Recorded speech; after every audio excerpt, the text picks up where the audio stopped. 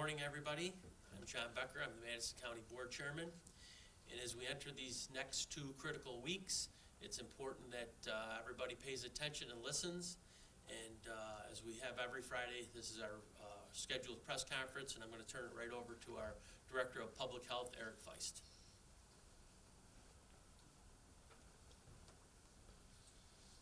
Good morning, and thank you, Chairman. In Madison County, we continue to see a rise in the number of cases. However, on a positive note, we are also seeing a rise in the number of people that are actually recovering from being ill. So that's a good thing. To date, our numbers stand as follows. We've had 486 individuals who've been tested. 58 test results are still pending. We have 351 individuals who've tested negative. That's a good thing. 77 individuals have tested positive. 30 individuals have recovered from being ill, and as I mentioned, that's a great thing. We have 170 people currently in quarantine, and unfortunately, we've had 2 people who have passed away. So you may be wondering why we see a higher number of cases here in Madison County, maybe compared to our neighboring counties. And I believe there's a couple reasons for that. First and foremost, I think our health department, in concert with our healthcare provider system and local hospitals, have been aggressive in identifying individuals who have been exposed and individuals who have tested positive, as well as we continue to test more and more people. As a result, I think our numbers better reflect what is truly happening in our community. Second, I believe the virus was here before we realized it. Through our case investigations, we have identified several positive cases in connection to social gatherings and other events that occurred before the bans took place. Our health department continues to work closely with our healthcare provider, our emergency management office, and other partners to ensure that we're preparing for what we need now, as well as what we will need in the future. I cannot emphasize enough that people just need to stay home. Don't go out if you don't have to. Limit grocery shopping to once a week. Don't congregate in groups. Think of creative ways that you can get together with friends and families that don't involve meeting in person. If you do go out, practice social distancing. Assume that wherever you go, that you can come in contact with the disease and act accordingly. Continue your proper cleaning, your proper hand washing, and the use of hand sanitizers. I also want to point out that we've had a growing number of calls and concerns about non-essential businesses bringing people back to work. I want to stress and emphasize that the governor's order has not changed, and these non-essential businesses should not be operating, and these people should not be going back to work. To protect our friends and our family, as well as our healthcare system from being overburdened, we all need to do our part. I fully understand how challenging this is for us as a society where we're not used to having our social movements restricted. But it is and will continue to be the best defense against this disease. I ask that you stay home, help stop the spread, stay informed so that we can save lives. Thank you.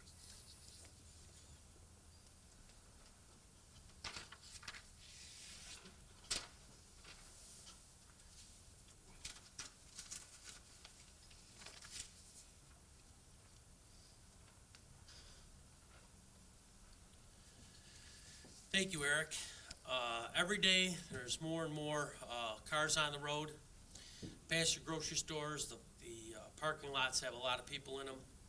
As I said in the beginning, my first press conference, please stock up for a couple weeks or so, and then you won't have to make as many trips to the grocery store. If you do have to go out, try to limit it to once a week. This will limit your exposure.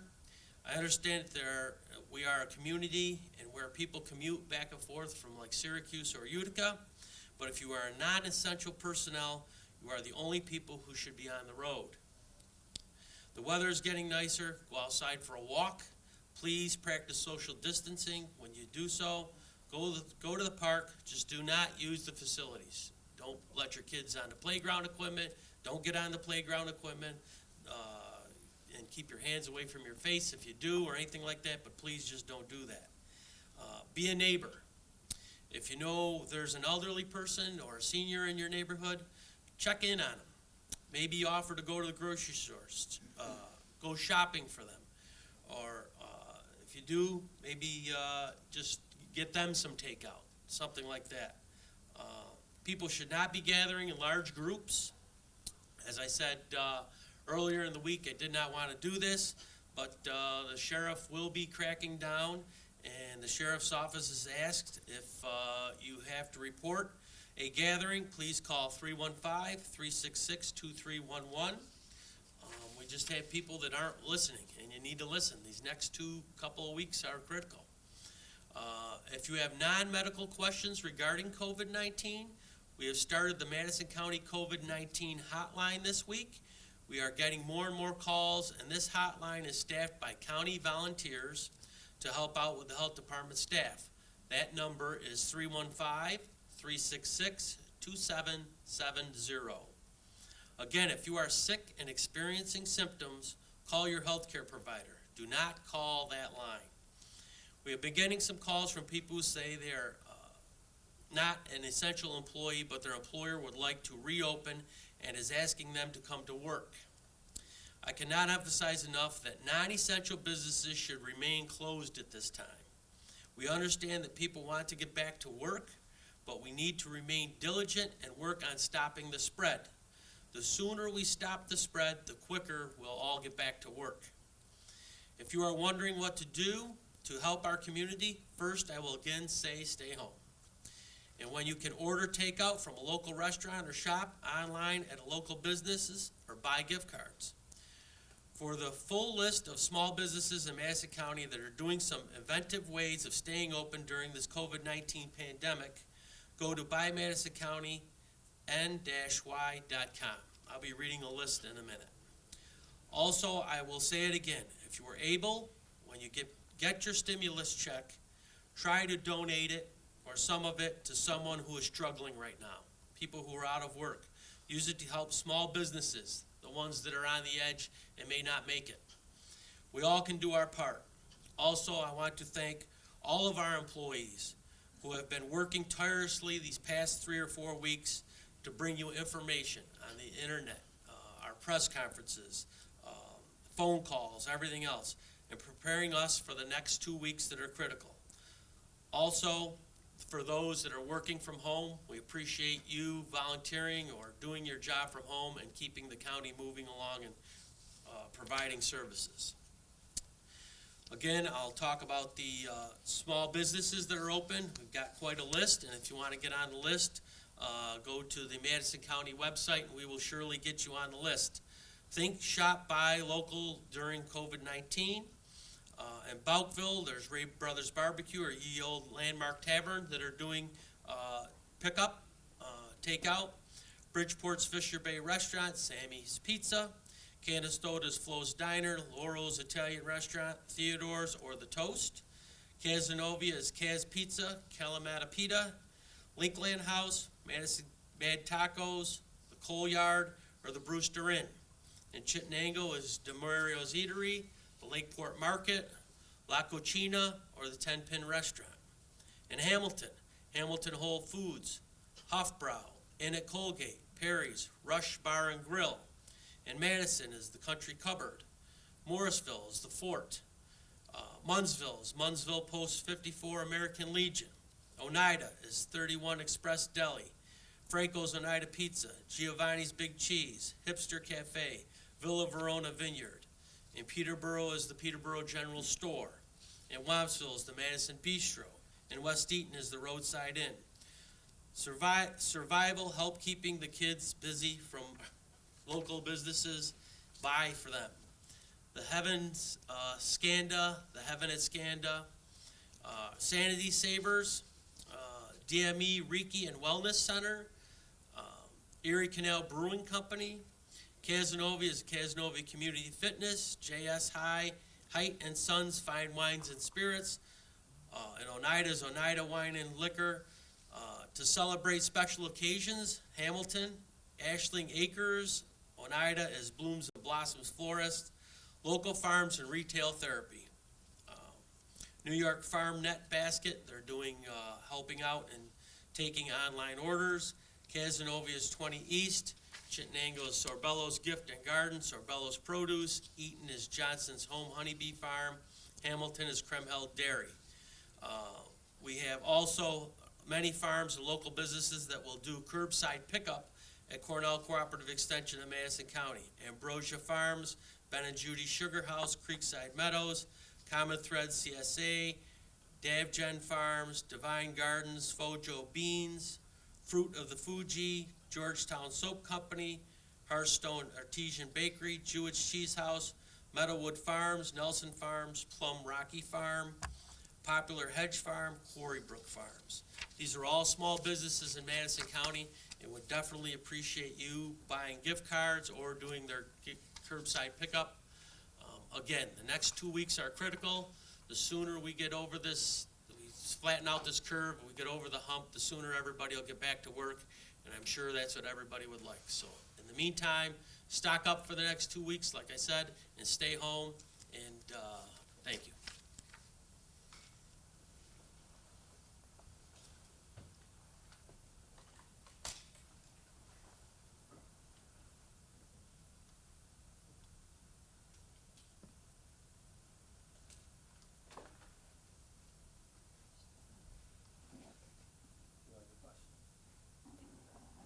If they have questions.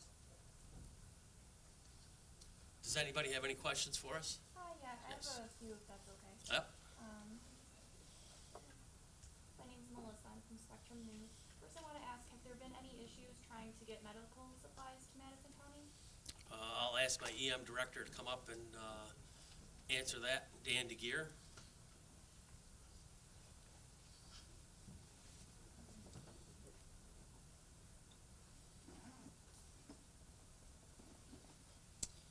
For medical supplies, you know, we're like everybody else. We're doing okay. We're holding our own. However, we could always use more.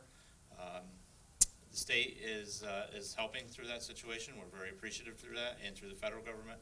However, you know, we're going to be good for a little while, but at some point we're going to need more supplies. So as this disease reaches its apex, you know, obviously the more supply we have, the better. And what we have right now is being rationed carefully to healthcare providers. Thank you. And I'm sorry, what was your name? My name is Dan DeGear. I'm the emergency manager. Thank you. I also was wondering, do you attribute, I've seen reports that Madison County has more cases per capita than several upstate counties. Do you attribute that to having more testing happening here? Personally, I attribute it to sensationalized journalism, but I'll let Eric answer that. So,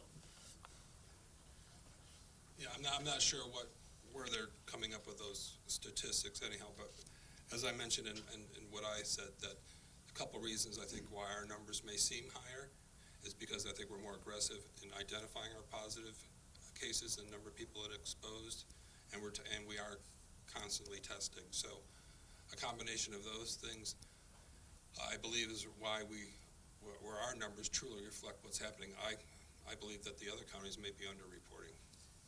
Thank you. Guys, would you like to?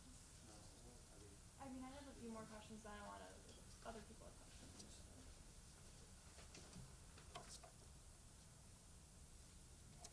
Chris, do you have any questions?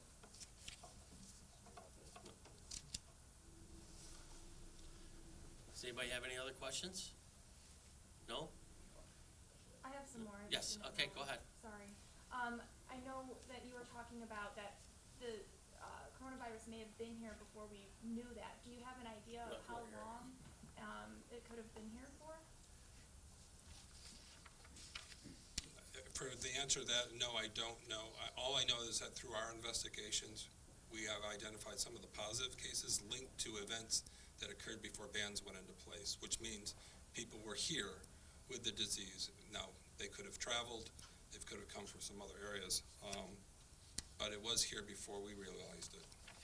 Do you think, were they events at Hamilton College where, like, are you tracking it back to that? Because we were getting some viewer emails about that. It's several different events. Sorry about that.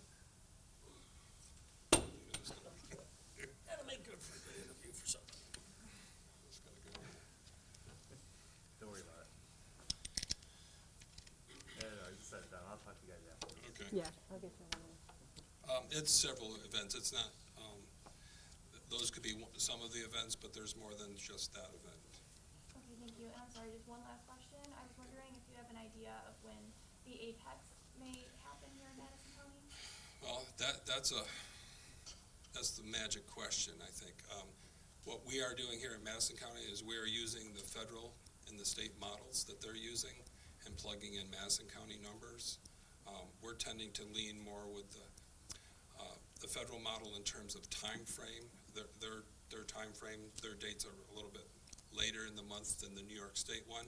We think New York State will peak sooner just because the majority of our population's in the city, and so it'll roll through the rest of us. So we think we'll get it about a week, a few days after New York City gets hit. So we're using the federal model.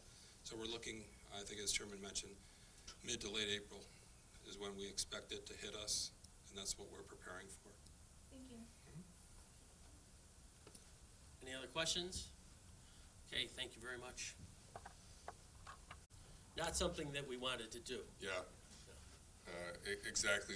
The chairman said it best. We have enough going on in the county right now, and the people are, for the most part, being very compliant. And I just want to encourage that to continue. As you said, these next 2 weeks are critical, and we really need to buckle down and get through this in the next 2 weeks. And our resources could be spent much better than dealing with crowds who choose to gather. There's churches that haven't met in 3 to 4 weeks in Madison County, and people are starting to feel it now. But like I said, just give us a few more weeks here and buckle down, and we'll get through this. Could people be ticketed if they have a? Yeah, there's charges. There's social order laws. There's disorderly conduct, obstructing governmental administration. We don't want to be doing that here in our county. So we're just asking people to help out. So we don't want to get involved in that in a situation like that. People have enough going on. Thank you. Okay, everybody good? Okay, thank you.